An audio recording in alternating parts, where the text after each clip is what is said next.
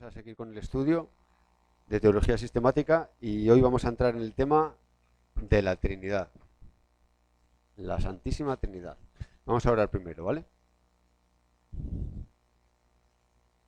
Señor, te damos gracias por este día, por tu cuidado, por tu fidelidad, Señor, por todo lo que has hecho en nuestra vida a pesar de nosotros, Señor, a pesar de cómo somos, a pesar de que a veces no te tenemos en cuenta, Señor, que a veces pasamos los días, Señor, sin fe, sin verte, Señor, sin buscarte. Perdónanos, Señor.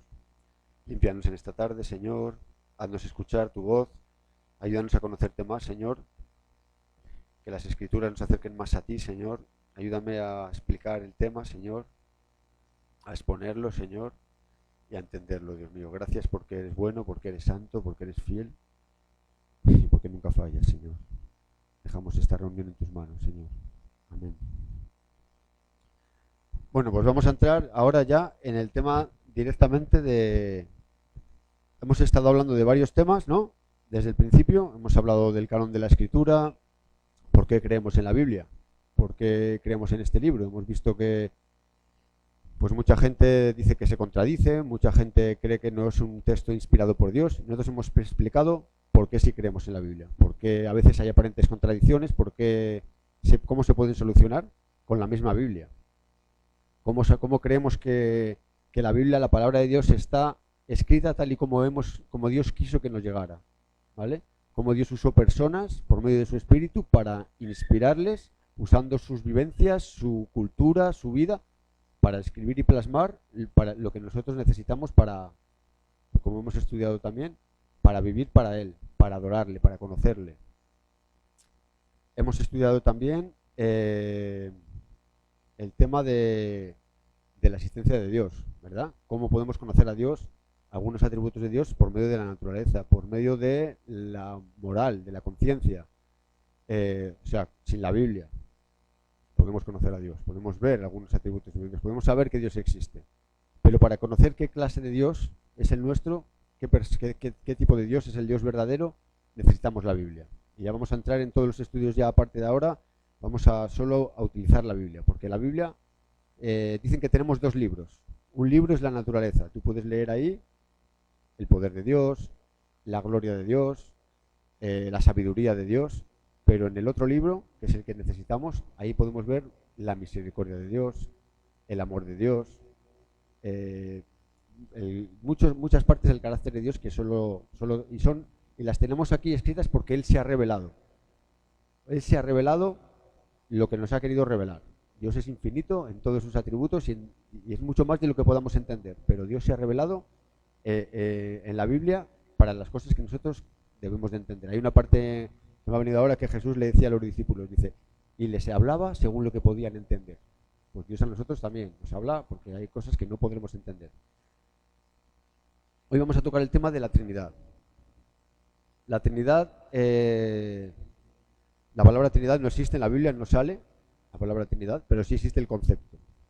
El concepto de Trinidad viene desde el principio, desde el Nuevo Testamento hasta desde el Antiguo Testamento hasta el Nuevo Testamento. Y lo vamos a ir viendo cómo se va revelando que ese Dios es un solo Dios, pero subsisten tres personas diferentes, la cual cada una tiene todos los atributos que Dios tiene. Son un solo Dios, pero son tres personas, subsiste en tres personas.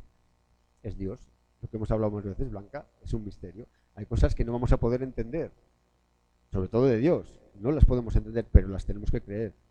Por ejemplo, los testigos de Jehová, si no lo entienden, no lo creen. Entonces, ¿qué hacen? Lo mueven, trastocan la Biblia para poder entenderlo, para que se haga entendible, pero no tienen una fe verdadera, porque la fe verdadera, como dice la Biblia, dice, por fe entendemos que Dios creó el universo por su palabra. Nosotros no lo entendemos eso, lo entendemos, dice, por fe.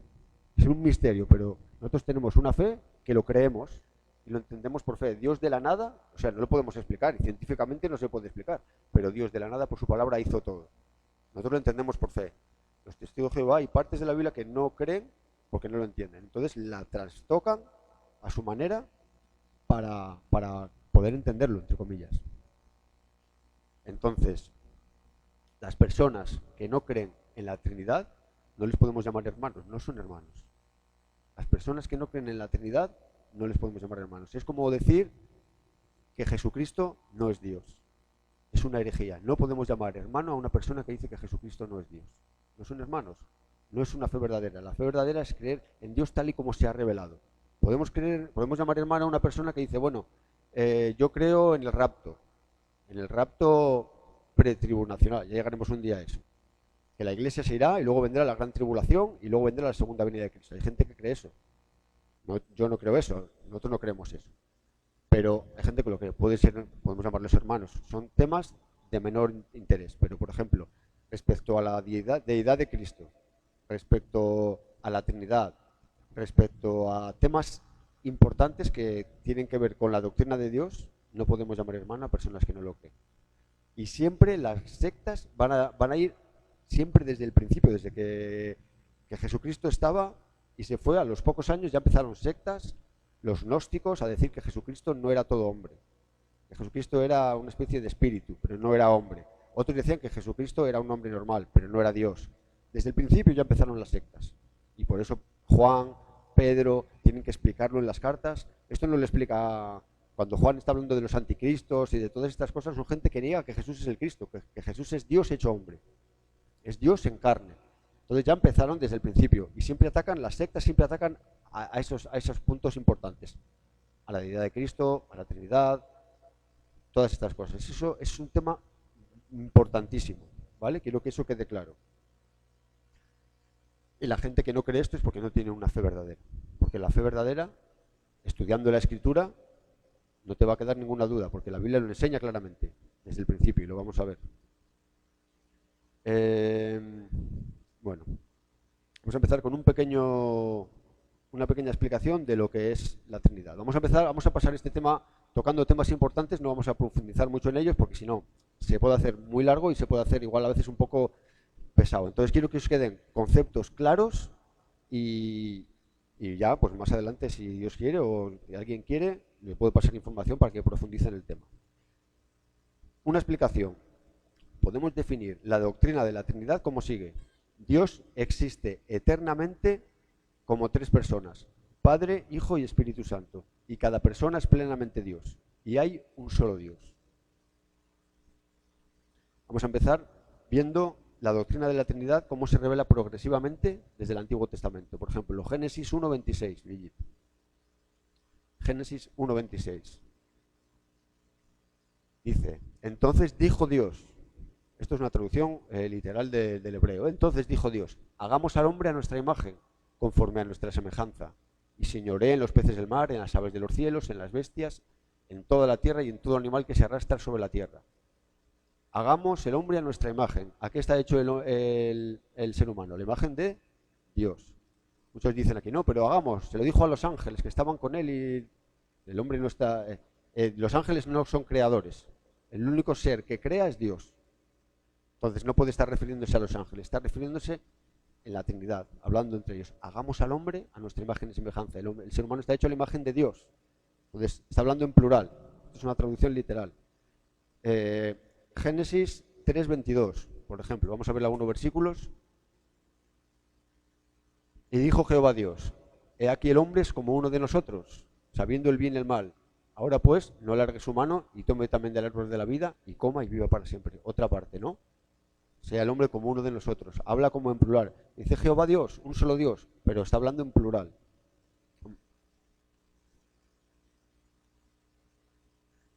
La Trinidad, Padre, Hijo y Espíritu Santo. Sí, es como que está hablando en plural, una pluralidad. Es una pluralidad, pero es una singularidad. Lo que hemos hablado muchas veces de que de Dios no podemos entender muchas cosas, pero está hablando en una pluralidad. Y por supuesto no se refiere a los ángeles, ni es un término que como que dice que se refiere, porque el único que conoce el bien y el mal, el único que tiene vida eterna es Dios. Todos los demás seres somos finitos, tenemos un alma eterna, pero si Dios quiere puedes dejar de existir. Dios tiene vida eterna en sí mismo. Entonces está hablando ahí. Otro versículo más, por ejemplo, bueno, para no tocar más Génesis, Isaías 6.8. Este es muy conocido, Isaías 6.8. Fíjate, después oí la voz del Señor que decía, ¿a quién enviaré y quién irá por nosotros? Entonces respondí yo, heme aquí y envíame a mí. ¿Quién irá por nosotros? También está hablando de una pluralidad. Otro versículo. Salmo 110:1. Fijaros, este versículo es el versículo del Antiguo Testamento que más se repite en el Nuevo Testamento. Este versículo. Jehová dijo a mi Señor, siéntate a mi diestra hasta que ponga a tus enemigos por estrado de tus pies. Aquí está hablando David. Mira, vamos a verlo más claro. Pon Mateo 22 del 41 al 46, porque esta pregunta se la hizo Jesús a los fariseos. No sé si os acordáis de este tema. Mateo 22 del 41 al 46. Fijaros qué pregunta les hizo y ellos se quedaron que no sabían contestar. Y estando los fariseos, Jesús les preguntó diciendo, ¿qué pensáis del Cristo? ¿De quién es hijo? Le dijeron, de David. Es descendencia de David, claro, dice que iba a venir de la raíz de David. Pero bueno, él les dijo, pero ¿cómo David? Entonces pues, ¿cómo David en el Espíritu le llama Señor diciendo, dijo el Señor a mi Señor, siéntate a mi diestra hasta que ponga a tus enemigos por estrado de tus pies? Pues si David le llama Señor, ¿cómo es su hijo? Y nadie le podía responder palabra. Aquí está hablando de que Dios Padre le dijo a Dios Hijo, siéntate a mi diestra hasta que ponga a tus enemigos por debajo de mis pies. Es una promesa que le hizo el Padre al Hijo en la eternidad. Y serán puestos sus enemigos debajo de sus pies. Pero fijaros, como aquí ya está hablando de, ¿no? Como dijo el Señor a mi Señor. ¿Qué Señor a qué Señor? Pues Dios Padre se lo dijo a Dios Hijo, que es el Señor de David. Señor de David. ¿Vale? Bueno, vamos a... Eso en el Antiguo Testamento hay más textos, podemos ver Génesis 11:7, podemos ver... Hay varios textos en el Antiguo Testamento que habla de... que se ve la Trinidad. Pero donde más claramente ya se ve la Trinidad revelada es en el Nuevo Testamento. Vamos a ir, por ejemplo, a Mateo 3, 16, 17. Mateo 3, 16, 17. Cuando Jesús se bautizó, dice que subió del agua, y aquí los cielos fueron abiertos, y vio al Espíritu de Dios que descendía como paloma y venía sobre él. Y una voz de los cielos que decía, este es mi Hijo amado, en quien tengo complacencia. Aquí está el Padre hablando desde el cielo, el Espíritu Santo viniendo en forma de paloma sobre el Cristo, para ser revestido del poder del Espíritu Santo, y el Hijo. Ahí están los tres manifestándose. Mateo 28, 19, otro versículo muy famoso. También es el último versículo de Mateo, o el anteúltimo, que dice que ir, es Mateo 28, 19. Id y hacer discípulos a todas las naciones, bautizándolos en el nombre, no en los nombres, en el nombre del Padre, del Hijo y del Espíritu Santo. Ya se empieza a ir revelando, ya empieza a ir cogiendo forma. Hay muchos versículos, no voy a poner algunos para que quede el concepto claro. Por ejemplo, vamos a ver en 1 Corintios 12, 4 y 6. En 1 Corintios 12, 4 y 6. Del 4 al 6. ¿De dónde viene todo don y toda dádiva? ¿De dónde viene? Dice la Biblia. Todo don bueno y toda dádiva viene del Padre de las luces, dice en Santiago, me parece que dice. Del Padre de las luces, en el cual no hay mudanza ni sombra de variación. Ese es un versículo. Todo don y toda cosa buena viene del Padre de las luces, dice de Dios. Pero fijaros, ahora bien, hay diversidad de dones, pero el Espíritu es el mismo. Y hay diversidad de ministerios, pero el Señor es el mismo. Y hay diversidad de operaciones, pero Dios que hace todas las cosas en todos es el mismo. Aquí está equiparando al Espíritu Santo con Dios. El Espíritu es el que da los dones y el Espíritu es el que... Y luego Dios es el que hace todas las operaciones. El Espíritu Santo es Dios. Segunda de Corintios 13, 14. Aquí acaba la carta a Pablo hablando, dice, la gracia del Señor Jesucristo, el amor de Dios y la comunión del Espíritu Santo sea con todos vosotros. Aquí está la gracia del Señor Jesucristo, que lo dio todo. La gracia sabemos que es el don por el cual alguien te da todo por nada, aun mereciendo completamente lo contrario. O sea, Cristo se dio totalmente, todo, por nosotros, que no merecíamos nada. No es que no mereciéramos nada, es que merecíamos lo peor. Es la gracia de Cristo. El amor de Dios que envió a su Hijo y la comunión por el Espíritu Santo. El Espíritu Santo es el Espíritu de comunión. Nosotros ahora estamos unidos en un mismo Espíritu.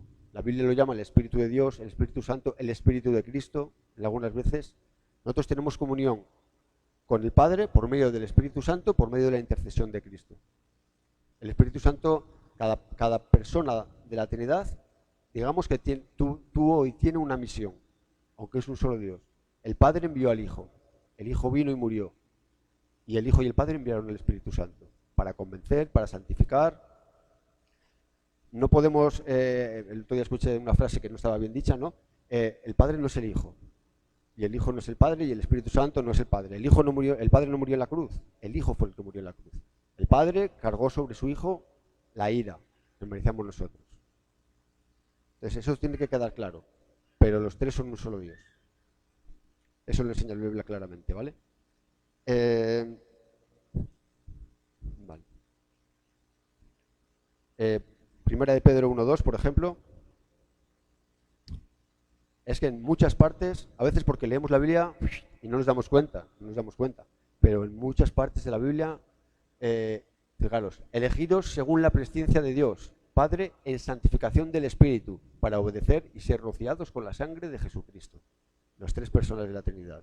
Y muchas veces leemos la Biblia y no nos damos cuenta, pero siempre hay tesoros ahí escondidos. Lo que pasa es que los leemos rápido. Pero si tú te paras vas a ver cómo cada parte, no cada parte, porque Dios no tiene partes, ¿eh? Es un solo Dios en tres personas. Cada persona de la Trinidad tiene una misión y hace una labor. ¿Vale? Por ejemplo, en Judas 20:21, solo tiene un capítulo, Judas 20:21.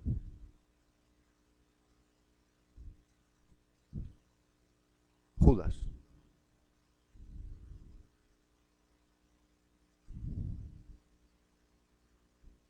Pero vosotros, amados, dice, edificados sobre vuestra santísima fe, orando en el Espíritu Santo, conservaos en el amor de Dios, esperando la misericordia de nuestro Señor Jesucristo para vida eterna. Otra vez. Está plagada la Biblia de estas enseñanzas, ¿vale? Dios son tres personas. Cada persona es plenamente Dios, pero hay un solo Dios, ¿vale? El hecho de que Dios es tres personas quiere decir que el Padre no es el Hijo, son personas distintas. También quiere decir que el Padre no es el Espíritu Santo, sino que son personas distintas. Y quiere decir que el Hijo no es el Espíritu Santo. Estas distinciones se ven en varios pasajes citados en la sección anterior, tal como en muchos otros pasajes adicionales del Nuevo Testamento, ¿no? Por ejemplo, el conocidísimo versículo Juan 1 y 1:2. Juan 1, 1:2 dice que en el principio existía el Verbo, y el Verbo estaba con Dios, y el Verbo era Dios. Lo diferencia. El Verbo estaba con Dios y el Verbo era Dios. Los testigos de Jehová han cambiado esto, dicen, en el principio ya existía el Verbo y el Verbo estaba con Dios y el Verbo era un Dios. Han cambiado eso y han cambiado más partes de la Biblia para no reconocer que Jesucristo es Dios. Entonces, según ellos, el que murió en la cruz por tus pecados no fue Dios, fue una creación de Dios.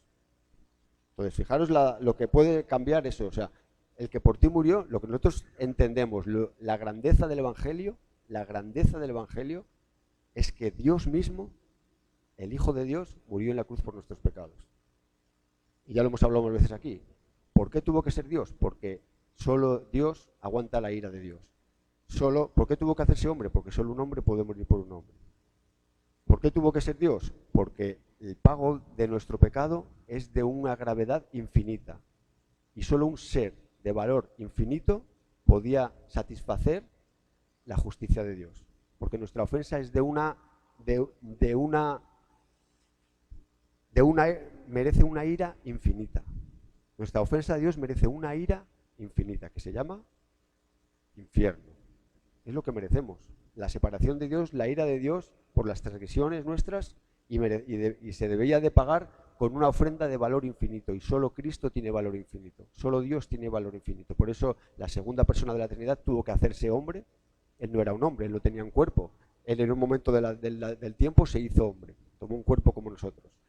Y siendo Dios y siendo hombre cumplía esos atributos que podían pagar por nuestros pecados. ¿Os dais cuenta? Es tan importante estas cosas, tan importante saberlo y tan importante entenderlo, porque esto te cambia la vida.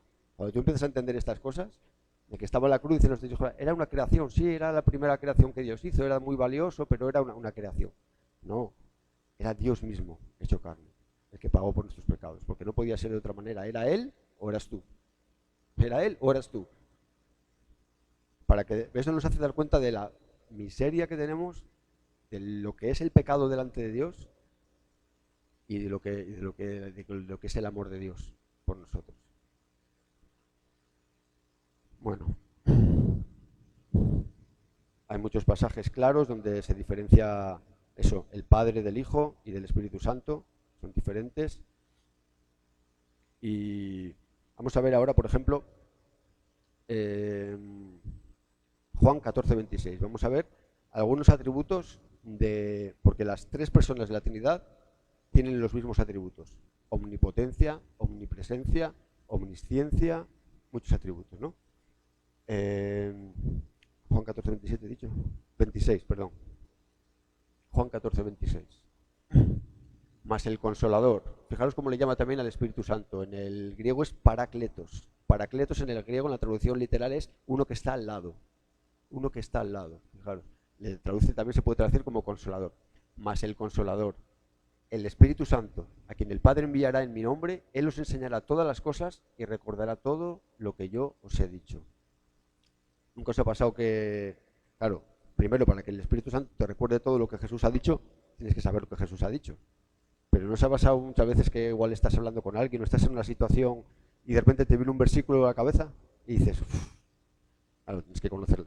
Si no lees la Biblia y no sabes lo que Jesús ha dicho, no, pero a veces, si tú conoces la palabra, te viene el Espíritu Santo, recordará todo lo que yo os he dicho. Dice que os enseñará todas las cosas, todo lo que tú... ¿Os acordáis cuando hablábamos el otro día de que hay cosas difíciles en la Biblia, que hay cosas difíciles de entender, pero que una de las cosas que Dios hace es que el que quiere, el que realmente le busca, Dios le enseña y Dios le habla? ¿Os acordáis? Que es un libro que lo puede leer un científico y puede decir, esto es una locura. De hecho, dice la Biblia que el Evangelio es locura para los que se pierden. Y puede venir una persona sin letras, sin culta, de pueblo, ponerse a leer la Biblia y decir, wow, lo entiendo, lo entiendo. Y reconocer las verdades espirituales que entonces el Espíritu Santo os enseñará todas las cosas. A estas cosas se refiere, no te va a enseñar matemáticas, te va a enseñar las cosas que son necesarias para la salvación y para la glorificación del nombre de Dios, ¿vale? Vale, vamos a ver otro, por ejemplo, Juan 15:26. Juan 15:26.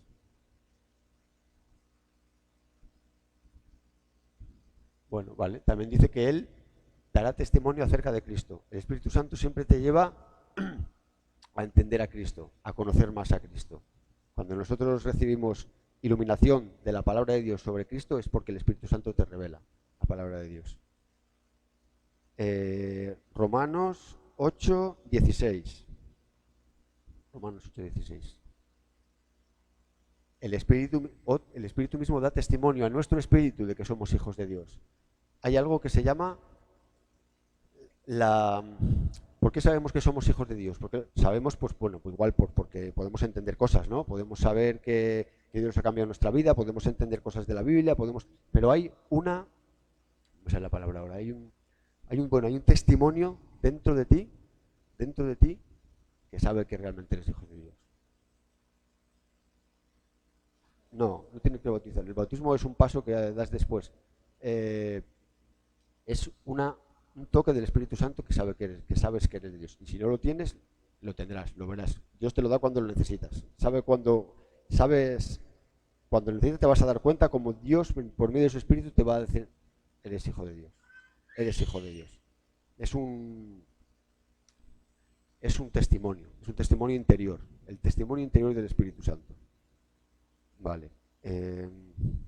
Vamos a buscar Romanos 8:26-27, por ejemplo. Romanos 8:26-27. Fíjate lo que hace el Espíritu Santo. Nos ayuda en nuestra debilidad. Pues hemos de pedir como conviene, no lo sabemos, pero el Espíritu mismo intercede por nosotros con gemidos indecibles. Mas el que escudriña los corazones sabe cuál es la intención del Espíritu, porque conforme a la voluntad de Dios intercede por los santos. El Espíritu Santo ¿quién es el único que sabe los corazones, que conoce los corazones? Solo Dios, solo el Espíritu Santo, solo Dios. Es el único. También dice que, no vamos a leer todos los versículos, ¿no? Pero escudriña las profundidades de Dios, 1 Corintios 2:10, reparte los dones, 1 Corintios 12:11, prohíbe o no permite ciertas actividades. En Hechos de los Apóstoles, bueno, no lo pongas, pero dice que Pablo dice que iba a entrar en Asia y dice el Espíritu Santo nos prohibió entrar en Asia y se dio la vuelta y tuvo que volver. Habla, en Hechos 8:29 dice que habla, evalúa y aprueba un curso, algo, te dice si está bien o está mal, se entristece, este sí vamos a poner Efesios 4:30, se entristece por el pecado en la vida de los creyentes. El Espíritu Santo es una persona, no es una fuerza. Los testigos de Jehová dicen que es una fuerza, que es la fuerza de Dios. Pero dice que no contristéis al Espíritu Santo de Dios, con el cual fuisteis sellados para el día de la redención. El Espíritu Santo vive en nosotros, es Dios mismo morando en nosotros. Cuando en el Antiguo Testamento, ¿en qué sitios moró la presencia de Dios? A ver quién me lo puede decir. ¿En qué sitios del Antiguo Testamento sale que la presencia de Dios estaba? En el tabernáculo, en el arca, en el templo, ¿no? En el tabernáculo. En el Antiguo Testamento Dios vivió en un tabernáculo que era una tienda de campaña, las 12 tribus estaban alrededor y los levitas tenían una tienda de campaña y estaba dentro del arca y ahí estaba la presencia de Dios. Todo era una figura de lo que iba a pasar cuando Cristo muriera, resucitara y enviara su Espíritu. Íbamos a ser morada de Dios. Luego se hizo el templo, el lugar santo, el lugar santísimo, nuestro corazón. Ahí va a morar el Señor. Es la promesa que Dios dice, y viviré y estaré con ellos, y andaré con ellos, y ellos escribiré mi ley en sus corazones, dice, parece que es en Ezequiel. Y ellos, dice, que andarán en mis caminos, porque pondré mi temor dentro de ellos. El Señor mismo mora en nosotros, por medio de su Espíritu, por medio de su Espíritu. Todo el Antiguo Testamento es una sombra de lo que iba a ser el nuevo. Todo está hecho con figuras de lo que iba a pasar con la venida de Cristo. Bueno, de Jesús, vamos a hablar un poco de Jesús. Ya hemos visto que el Espíritu Santo tiene todos los atributos de Dios. Vamos a hablar de Jesús también, ¿no? Por ejemplo, ya lo hemos leído que en el principio existía el Verbo y el Verbo estaba con Dios y el Verbo era Dios. En Juan 1:1 dice, Él estaba con Dios en el principio. Por medio de Él todas las cosas fueron hechas y sin Él nada de lo que ha sido hecho. A ver, primero de Juan 1 del 1 al 3. O bueno, si lo estás siguiendo así. Todas las cosas por Él fueron hechas y sin Él nada de lo que ha sido hecho fue hecho. Luego dice el 4, en Él estaba la vida y la vida era la luz de los hombres. Luego dice, la luz en las tinieblas resplandece y las tinieblas no prevalecieron contra ella. Bueno, aquí habla claramente de que Jesucristo en el principio estaba con Dios, fijaros, estaba con Dios y era Dios. Fíjate cómo hay una parte que Jesús dice, ¿no creéis que yo soy en el Padre y el Padre en mí? Fijaros cómo lo dice, no estoy en el Padre, lo dice, ¿no creéis que yo soy en el Padre y el Padre en mí? Jesucristo cuando una de las veces que le fueron a tirar piedras, dice que los judíos cogieron piedras para tirárselas, porque él dice, yo soy, se adjuntó el nombre de yo soy. Yo soy es el nombre que Dios le dio a Moisés en el Antiguo Testamento, yo soy. Y Jesús se atribuía ese nombre. Dice, antes de Abraham, antes de que Abraham fuera, yo soy. Entonces los judíos dijeron, ¿cómo? Este está haciendo Dios. Los judíos sabían bien claro lo que estaba diciendo. Él se estaba haciendo Dios. Entonces por eso se tiraron a matarle. Vale.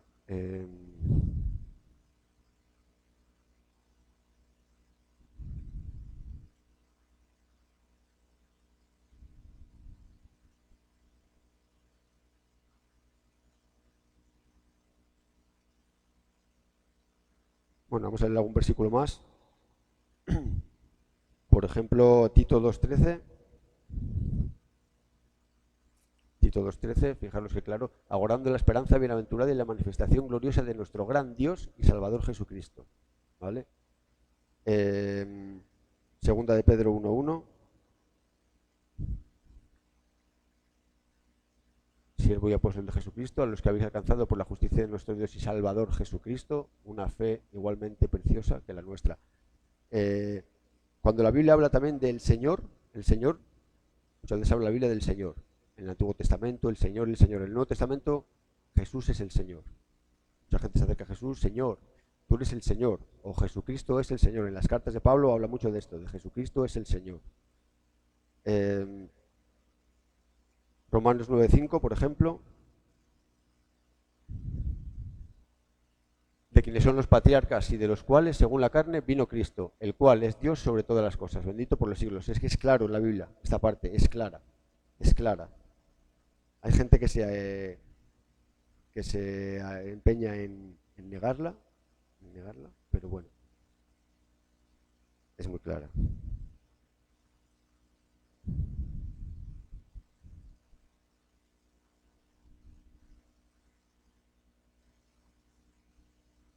¿Alguna pregunta hasta aquí?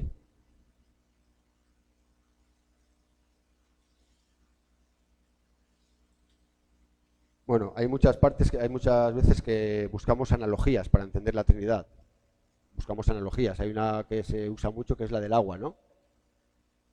El agua puede ser vapor, puede ser hielo o puede ser agua, ¿no? Pero bueno, esas analogías para definir a Dios no son muy certeras. No son muy certeras. No podemos hacerlo para tener una pequeña idea, pero no son muy certeras realmente, según los teólogos, no son muy certeras para creerlas.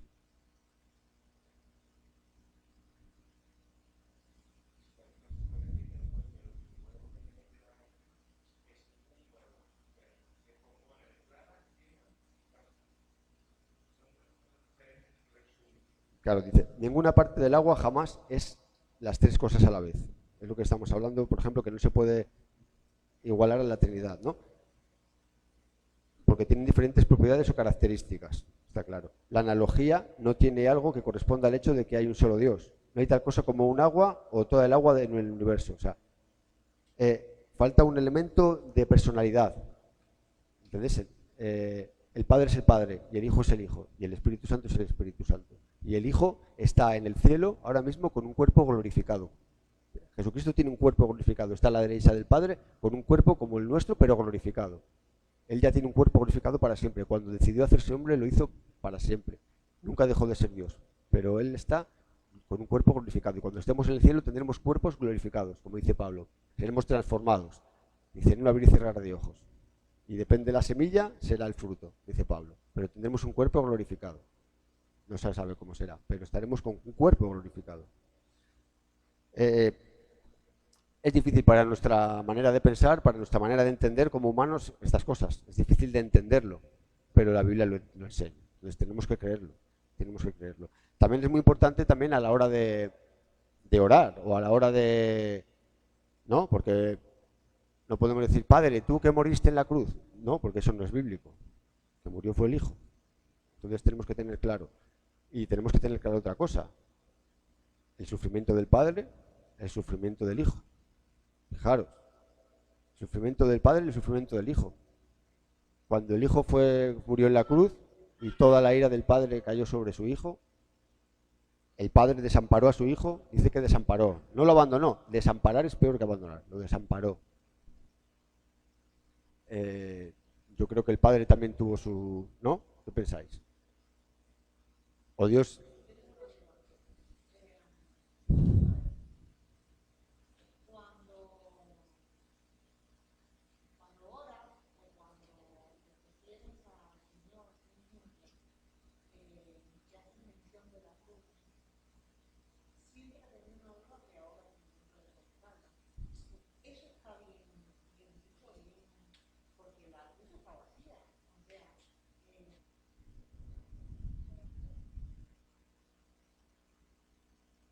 ¿Pero a qué te refieres?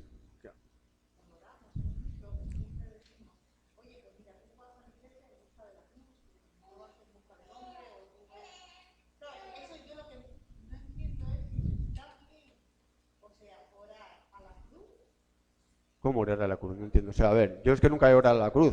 ¿Tú?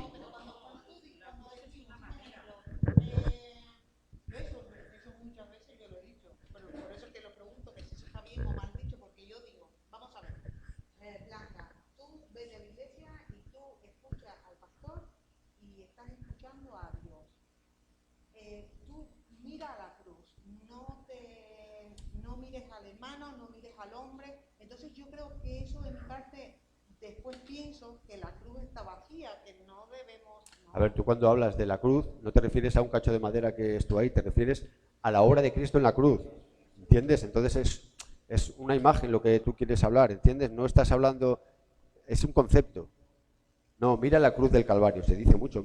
Tú no mires, por ejemplo, lo que hemos hablado antes. ¿Tú quieres ver la gravedad de tu pecado? Mira la cruz. Es lo que costó tu pecado y mi pecado. Mirar la cruz no es imaginarte un cacho de madera, es imaginarte la obra que Cristo hizo en la cruz. Pero sí tenemos que tener mucho cuidado con las oraciones porque el otro día estuvimos hablando de eso aquí, ¿verdad? Y quedamos todos, claro, que no oramos bien. No oramos bien porque el Señor nos ha revelado, estábamos hablando de la voluntad de Dios revelada y la voluntad de Dios secreta. Dios tiene una voluntad que solo Él la sabe y una voluntad revelada, que es la que nos ha enseñado, ¿no? La voluntad revelada nos ha enseñado, por ejemplo, cómo orar. Y a veces oramos, Señor, por favor, nunca me dejes. Pero es que la Biblia enseña que Él nunca te va a dejar. Él ha prometido, una de las promesas de Dios es que va a estar contigo hasta el fin del mundo. ¿No lo dice Jesús eso? Y estaré con vosotros hasta el fin del mundo. Con los creyentes, con los verdaderos creyentes. Entonces a veces oramos porque lo hemos oído o porque lo hacemos siempre, o porque tenemos que tener mucho cuidado con lo que oramos, ¿no? Por ejemplo, pues eso, o muchas oraciones que hacemos, Señor, lo que hemos hablado, ¿no? Ayúdame, cuida de los que no han venido, yo se lo escucho siempre, cuida de los que no han venido.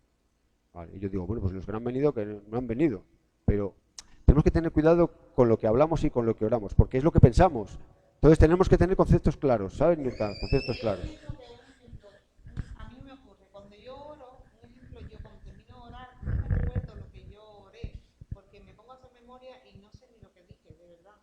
Entonces, muchas veces me ocurre que sí, que he pensado antes, como decimos, que se anotan en un libro, por fotografía o por lo que sea, pero un ejemplo, en ese momento me viene alguien que igual hace 30 años que no veo y pues lo menciono, pero porque Dios me lo está poniendo en mi corazón, no sé si me explico. Y hombre, yo creo que las oraciones, un ejemplo, el escuchar es verdad que es inevitable, porque yo escucho orar al pastor cuando ora y muchas veces estoy orando pues conmigo, con el Señor a solas y eso, y hay cosas, por ejemplo, que me acuerdo de lo que el pastor oraba y lo digo exactamente, ya es como un poco más calculado, pero yo creo que la oración, un ejemplo, si la haces de corazón, pues yo creo que es el Señor el que te pone las palabras, digo yo. Bueno, la Biblia enseña, dice que orad en el Espíritu, pero dice, orad con inteligencia, seguido. Hay que orar en el Espíritu. Yo cuando voy a orar no pienso en lo que voy a orar. Yo estoy orando, pero, o sí, a veces traigo oraciones de personas porque sé la situación que están viviendo, pero a veces cuando estoy en comunión íntima con Dios, yo empiezo a salir, y empiezan a salir cosas de mi corazón, empiezo a pedir perdón, empiezo a darle gracias, y salen de mi corazón solas, empiezan a salir, pero con inteligencia, sé lo que estoy diciendo, no, porque a veces oramos mecánicamente, eso hay que evitarlo. Y con respecto, Iván, a lo que antes hablábamos, decías tú que en un momento de tu vida como que te da ese chispazo que dices, wow.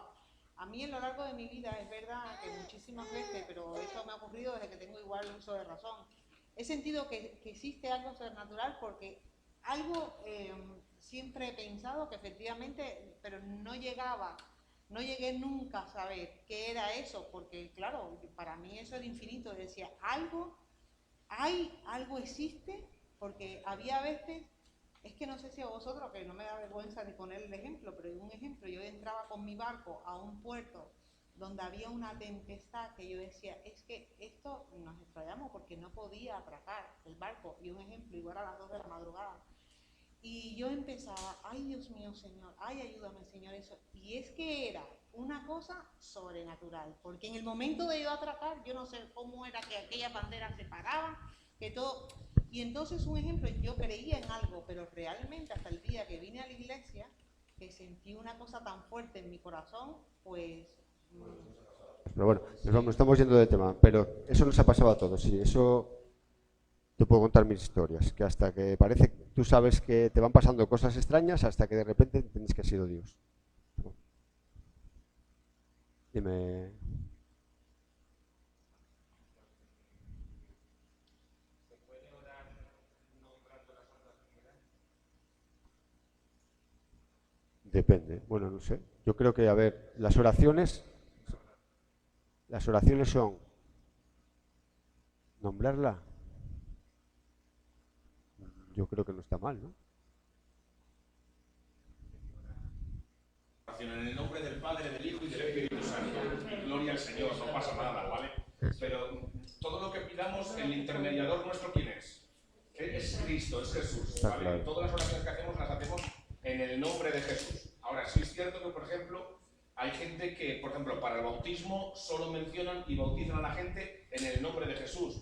Nosotros, por ejemplo, bautizamos en el nombre del Padre, del Hijo y del Espíritu Santo, como Jesús nos dijo, ¿vale? Que ambas cosas van en consonancia, ¿vale?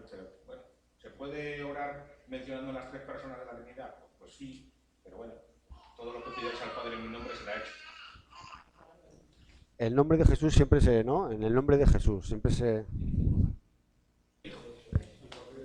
Eso sí. Es así. Relacionado a la Trinidad.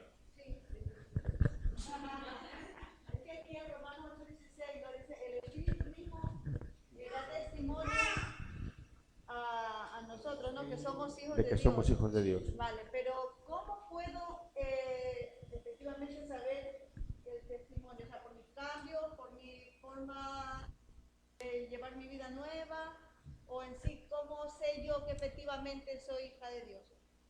Por medio del Espíritu. ¿Cómo lo sé? Es que eso es lo que hemos hablado antes. A ver, hay muchas cosas, hay muchas. Por ejemplo, te voy a decir una que puedes saberlo. Tu relación con el pecado. ¿Cómo era tu relación del pecado antes de conocer al Señor y cómo es ahora? Cuando una persona está luchando contra el pecado, tiene una lucha, como decíamos el otro día, con los jóvenes, decíamos un ejemplo. Tú puedes ver una foto de mi vida, una foto en la que discuto con Brigitte y ves la foto y dices, mira, vaya cristiano, mira cómo grita, cómo tal. Pero si tú ves un vídeo de mi vida, un vídeo, vas a ver que hay una progresión, unas ganas de agradar a Dios, hay un cambio y hay la verdadera, una de las obviedades de que tú has sido salva es que tú estás siendo santificada. Tú estás siendo santificado. Tú ya no puedes pecar porque sí. Tú ya no puedes estar en el pecado y sentirte como si no pasara nada. Tú ya no. De esta forma que el Espíritu... No. Luego hay una evidencia interna del Espíritu Santo que a mí, por lo que yo he entendido, es en ciertas partes de mi vida yo he sentido de que yo soy hijo de Dios. Pero por situaciones en mi vida, no sé, el otro día me acordaba de una que le he hablado con los jóvenes. Bueno, yo tuve una situación con una persona después de ser cristiano y yo quería pegarle, pero quería pegarle. Me hizo una muy gorda y yo quería pegarle y estuve un tiempo pensando en pegarle. Y empecé a mirar en mi interior por qué no iba a pegarle, por qué no iba. Yo sabía dónde vivía y todo y estuve y yo me examinaba y miraba y digo, no es porque tenga miedo a la policía, ni a que me metan en la cárcel, ni a que esto, no es porque no tal, no es porque no se lo merezca, no es por esto, ¿por qué? Porque empezaba a mirarme. Y es porque soy hijo de Dios, porque amo al Señor, porque no quiero, porque sé que eso no, ¿sabes? Entonces, ha habido varias veces porque a veces el diablo siempre quiere nublar tu mente, el diablo siempre quiere que creas la mentira, que creas que no eres. Esa es una de las grandes luchas que vamos a tener. Yo os lo he dicho varias veces. Creer que Dios nos ama como dice que nos ama. Eso es lo que nos cuesta toda la vida. ¿Por qué? Porque te miras a ti mismo y dices, no me puedo creer que Dios me ame como... Pero es que Dios no es como tú. Él te ha escogido y Él te ama así. Y dio a su Hijo por ti y te ha dado su Espíritu Santo. Y el Espíritu Santo te va a llevar, como dice aquí, a toda verdad. A toda verdad. Te va a enseñar todas las cosas referente a Cristo y te va a enseñar... mira, vas por aquí, mira, te has ido a la iglesia porque eres un orgulloso, mira, estás discutiendo con esta hermana, pero tú también tienes lo tuyo porque esto, pero mira, no, te va a llevar a toda verdad, no te va a engañar como el hermanito que dice que esto no dice nada, no pasa nada, venga, no, el Espíritu Santo te va a guiar a toda verdad, cuando tú lo buscas, si eres hijo de Dios. Si eres hijo de Dios, eres hijo de Dios, Él no te va a dejar, Él no te va a dejar. No solamente porque te bautizas o porque vienes a la iglesia y tal, porque eso ya tienes que ver el cambio que efectivamente Dios ha hecho en tu vida y eso es el Espíritu lo que te va diciendo, como has dicho. Ya El no que es eres... hijo de Dios lo sabe, Blanca, lo sabe. Puede haber tiempos que haya dudas, pero Dios siempre te va a volver a llevar a sus pies y a decirte, eres mi hijo. De todas maneras, es el Espíritu de Dios el que te convence de ir está diciendo eso, el Espíritu mismo da testimonio a nuestro espíritu, lo que nos está diciendo es que el Espíritu Santo nos da convencimiento de cuál es nuestra identidad. Cuando una persona sabe lo que es, sabe también a lo que se tiene que dirigir. ¿Entendéis? Entonces es el propio Espíritu el que convence de la identidad, y esa identidad que el Espíritu Santo nos convence nos da el propósito al cual nos enfocamos. De todas formas, todo es un proceso también, pero hay un libro muy bueno, para que lo quiera. A veces a mí me viene a veces duda, ¿será verdad que soy hija de Dios, soy salva? A veces me viene una duda porque se te pasan cosas por la cabeza y dices, pues, es que esto no puede ser, no puedo ser hija de Dios por pensar estas cosas. Mira, va a llegar un momento, Blanc, eso nos ha pasado a todos, pero dice, hay un versículo en Pedro, dice, que el mismo Señor os afirme, os fortalezca y os establezca. Y llega un momento que esas luchas ya acaban, ya sabes que eres tal y tienes que seguir. Ya lo sabes, porque siempre hay un libro muy bueno que se llama Cartas del Diablo a su sobrino. Me parece que es de C.S. Lewis. Es muy bueno y es para los nuevos creyentes, es un libro perfecto, porque habla de un diablo viejo y un diablo que es el sobrino, que es un diablillo joven, y está tentando a un recién convertido. Y se ve como el diablillo joven le está tentando, con qué cosas le tienta, cómo le mete cosas en la cabeza, cómo le hace creer que no es cristiano. Cartas del Diablo a su sobrino, de C.S. Lewis. Y el diablo joven le escribe, pero tío, es que mira, el paciente le llama. El paciente es que ha dicho que es que no sé qué. Dice, vale, tú mira, ahora métele un poco de esto en la mente, dile qué tal. Es un libro y es lo que hace el diablo. Siempre quiere convencerte, si tú no sabes quién eres, pues no vas a saber lo que tienes que hacer, porque la identidad va relacionada con tu ministerio, ¿no? Si sabes que eres cristiano, sabes qué es la obra de Dios, qué es lo que tienes que hacer, vas a hacerlo. Pero si tienes dudas en eso, si uno no sabe quién es, eso es lo peor. Lo peor. Y es lo que... La paz de Dios, que sobrepasa todo entendimiento, guardará vuestros corazones y vuestros pensamientos en Cristo. Es decir, una de las funciones que tiene la obra del Espíritu Santo en la Trinidad es proveernos de la paz necesaria para pues eso, guardar nuestros corazones y nuestros pensamientos donde, en Cristo. Nos da ese convencimiento. Eso lo produce todo el Espíritu Santo. Es un convencimiento. Un convencimiento interior, eso es. El hambre es un de vida, y de la palabra, del conocimiento de Dios, es su espíritu, es lo que tú quieras venir. Y tú carnalmente nosotros no queríamos venir aquí, pero el Espíritu Santo te da esas ganas, esa pasión por venir. El querer la verdad, el querer conocer la verdad, el querer saber la verdad, eso también lo hace Dios, el hambre por la verdad.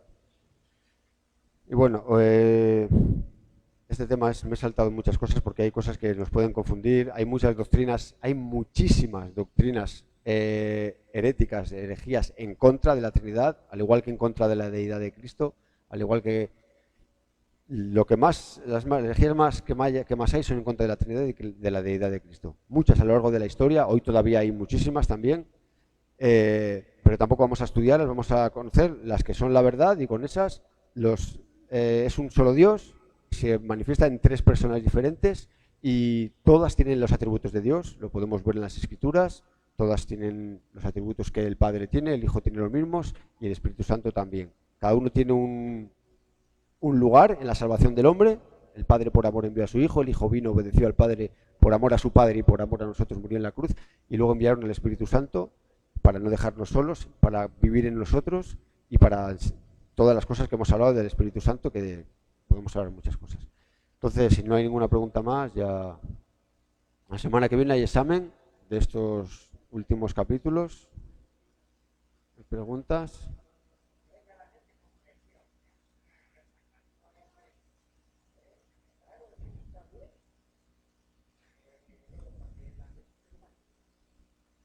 Bueno, pues vamos a orar.